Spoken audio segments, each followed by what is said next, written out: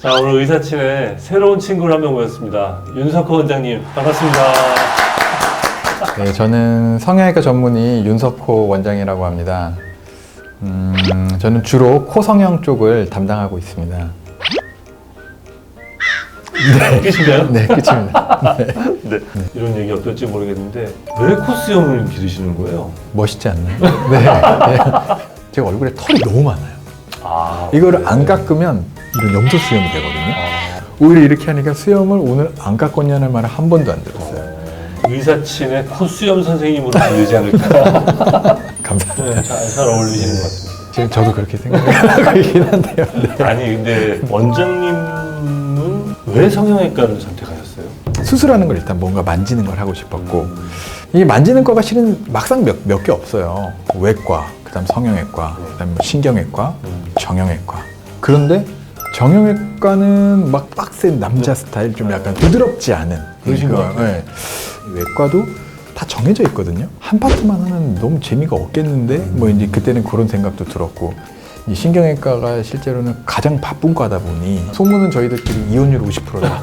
진짜로. 네. 그렇게 얘기를 해서 저는 이제 좀 가정적인 걸 좀 하고 싶으니, 그래서 이제 마지막에 남은 게 성형외과인데, 물론 지금은 제가 코 성형만 거의 위주로 하고 있지만 네. 좀 이렇게 좀 부드럽고 섬세하게 좀 하는 느낌이 있어서 이제 결정을 했죠. 그런데 제 수술 결과는 코가 항상 제일 좋더라고요. 네, 그러다 보니까 결국 이제 코를 위주로 하게 됐습니다. 지금. 은근히 코는 나다 이런 얘기를 그런 건 아니고 하시는 것 같은데. 네, 맞습니다. 네. 사실 오늘 저희가 하려고 그러던 얘기는 시작도 안 했네요. 네. 코 수술을 하고 싶은데 부작용이 있다. 특히 네. 이제 실리콘 진짜 그렇게 많나요? 워낙 요새 수술을 많이 하니까 이제 어쩔 수 없이 이제 부작용 사례도 많겠죠. 근데 이제 부작용은 딱 하나예요. 그냥 염증. 그런데 여기서 제일 무서운 게 뭐냐면, 염증이 생겼을 때 일반적으로 약을 먹으면 다 나아야 되는데 쉽게 이런 이물질, 실리콘 같은 게 있으면 잘 안 나아요. 염증이 잘 안 네. 나는 게. 왜냐면 조직이 아니기 때문에 그 조직으로 먹거나 주사 맞는 우리 항생제 물질들이 파급이 안 되는 거죠. 예를 들어 실리콘이 이렇게 있으면 실리콘 주변으로 균이 계속 살아있는 거예요. 조직에는 자꾸 없어지는데 실리콘 주변에 균이 살아있으니까 또 파급이 되는 거죠. 그러면은 많은 분들이 요새 잘 알고 있는 구형 구축이라는 게 생겨요. 그게 이제 코가 이렇게 비틀어지는 거거든요. 그래서 이거는 꼭 실리콘에만 생기는 게 아니고요. 쉽게 말하면 인공뼈라고 하는 매드퍼라든지 아니면 이제 녹는 실 같은 재질로 된 메쉬라든지 이런 대용 물질들이 있었어요.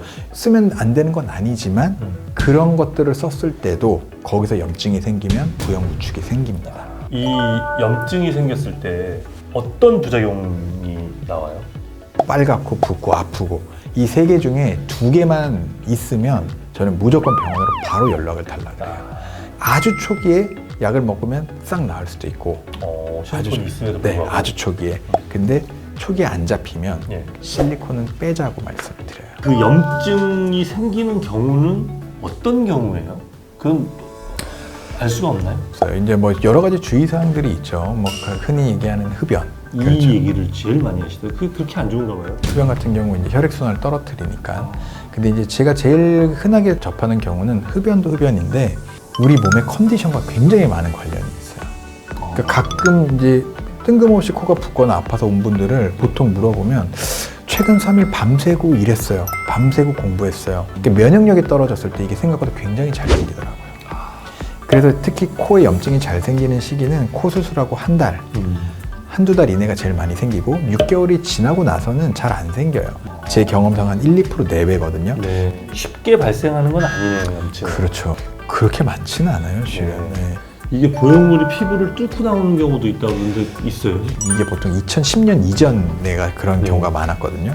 근데 이제 예전에는 이제 코 수술 방법이 실리콘이 그냥 여기서부터 코끝까지 일자로 그냥 이렇게 길게 들어갔었어요. 근데 이렇게 길게 들어가면 문제가 이물질이 이 코끝을 누르고 있는 거죠. 그렇죠. 근데 이 이물질이 코끝을 누르게 되면 이제 문제가 잘 생기더라고요. 그럼 이렇게 실리콘이 이렇게 나와요, 이렇게?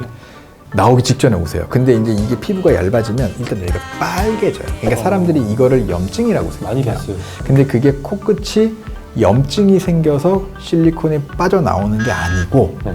코끝으로 실리콘이 계속 자극을 줘서 빨갛게 돼서 염증이 일어난 거죠. 결국 마지막에. 실제로 주원인이 염증이 아니고 이 코끝을 자극해서. 그리고 이제 또 하나 그 수술의 단점은 세월이 많이 흘렀을 때도 생길 수 있어요. 시간이 지나면서 계속 자극이 되거나 얇아질 수 있잖아요. 계속. 이게 15년 뒤에 갑자기 문제가 불거진다든지 이런 경우가 꽤 많이 있어요.